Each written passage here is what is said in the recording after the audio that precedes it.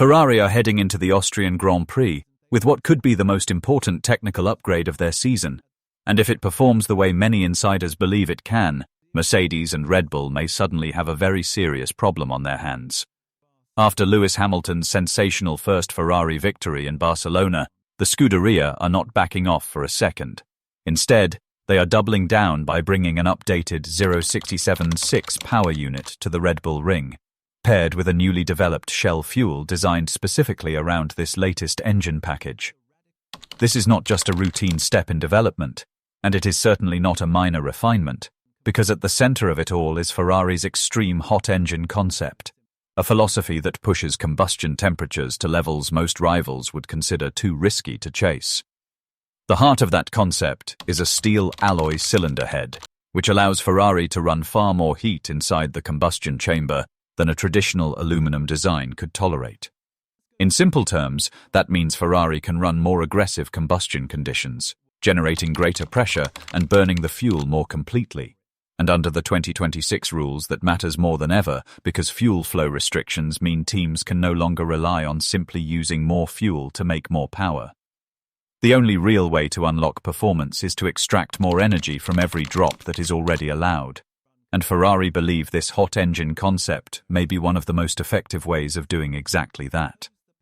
According to reports, Ferrari had already been operating with intake air temperatures entering the intercooler at over 100 degrees Celsius, well above the 60 to 70 degree range seen in more conventional engine concepts, and from Austria onward that threshold may rise beyond 115 degrees.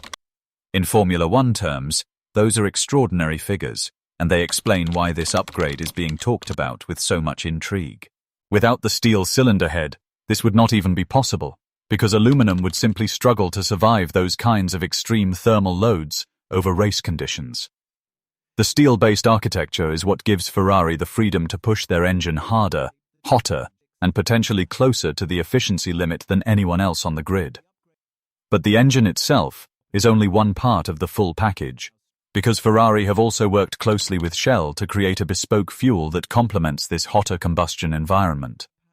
That means the gains from the new package are not just mechanical, but chemical as well.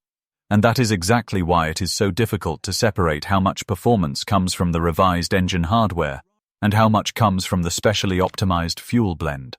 The two have effectively been developed together as one integrated solution, designed to squeeze every possible unit of performance from a tightly regulated formula. The next big question is how Ferrari were even allowed to introduce such an upgrade in a power unit era that is usually heavily frozen, and the answer lies in the ADUO system, the Additional Development and Upgrade Opportunity Mechanism. This rule allows manufacturers that are judged to be significantly behind the benchmark engine to make changes that would otherwise not be possible after homologation. Based on the FIA's first assessment window, Red Bull were reportedly classified as having the benchmark power unit, while Ferrari were placed among the manufacturers who were 4% or more behind the best-performing engine.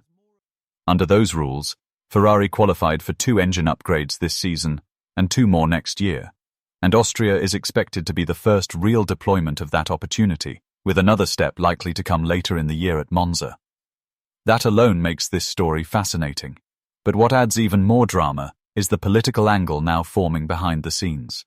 Red Bull have reportedly questioned the ranking that placed them at the top of the engine order, because being designated the benchmark effectively gives rivals like Ferrari a route to develop and close the gap.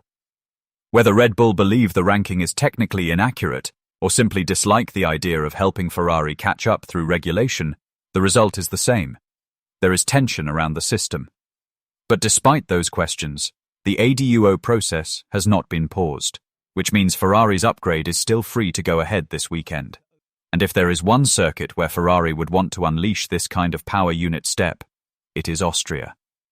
The Red Bull ring may be short in lap distance, but it is a deceptively demanding circuit for engine performance because it features multiple long acceleration zones, uphill runs, and a layout where straight-line speed matters much more than the compact lap suggests.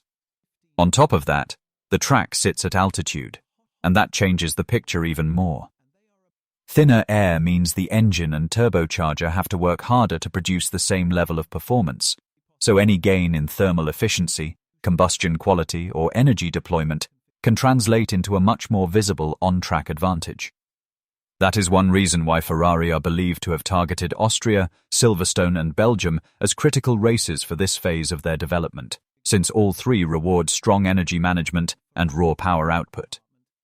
The timing could hardly be better for Ferrari either, because this upgrade arrives just as the competitive landscape appears to be shifting.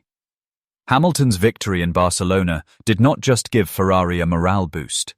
It also sent a message that their chassis is already capable of fighting at the front when the conditions suit them. In fact, many within the paddock now view Ferrari as having one of the strongest all-around chassis packages on the grid, especially through the corners, where the car has often looked more stable and more complete than several of its direct rivals. The one weakness that continued to hold them back was the power unit deficit, particularly against Mercedes, and that shortfall became most visible on tracks where straight-line speed and deployment efficiency were decisive.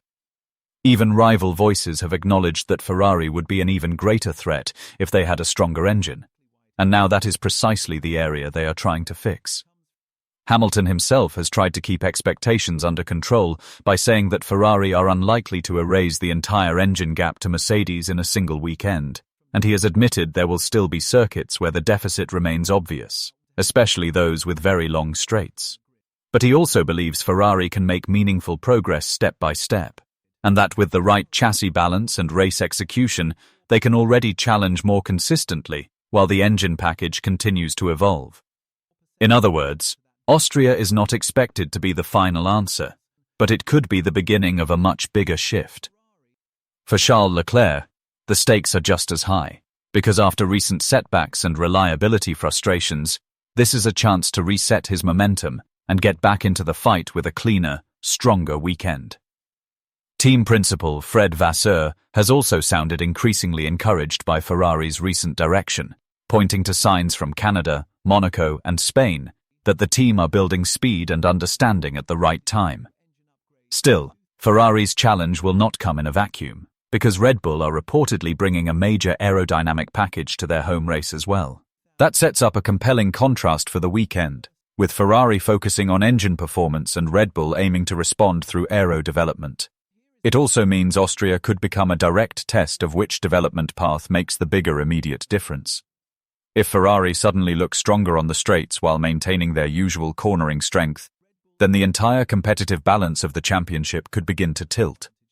If the gain is smaller than expected, then rivals may feel a little less pressure, at least for now. But one thing is becoming harder to ignore. Ferrari's development path looks increasingly deliberate and increasingly aggressive. They opened the season with a clear engine disadvantage, brought a major aerodynamic step in Barcelona that helped deliver Hamilton's breakthrough win, and now they are introducing the missing piece, a radical power unit concept built around heat, efficiency, and risk. That is why the Austrian Grand Prix feels like more than just another race weekend. It has the potential to become a turning point. If Ferrari's hot engine works as intended, if the steel alloy cylinder head and shell fuel combination produces the efficiency gain they are chasing, and if Hamilton or Leclerc can convert that into stronger race pace and better track position, then this could be the weekend when the 2026 title fight truly begins to change shape. Mercedes are dealing with reliability concerns.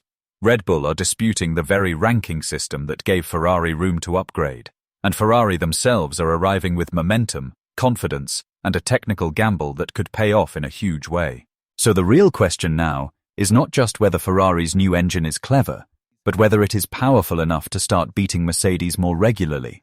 Whether Red Bull's frustration over the benchmark ranking is a sign that they know this catch-up route could become dangerous, and whether Austria will be remembered as the race where Ferrari stopped looking like outsiders and started looking like a genuine championship threat. One thing is clear. Ferrari are no longer simply trying to survive this season, they are trying to change it, and this engine upgrade may be the moment that proves just how serious they really are.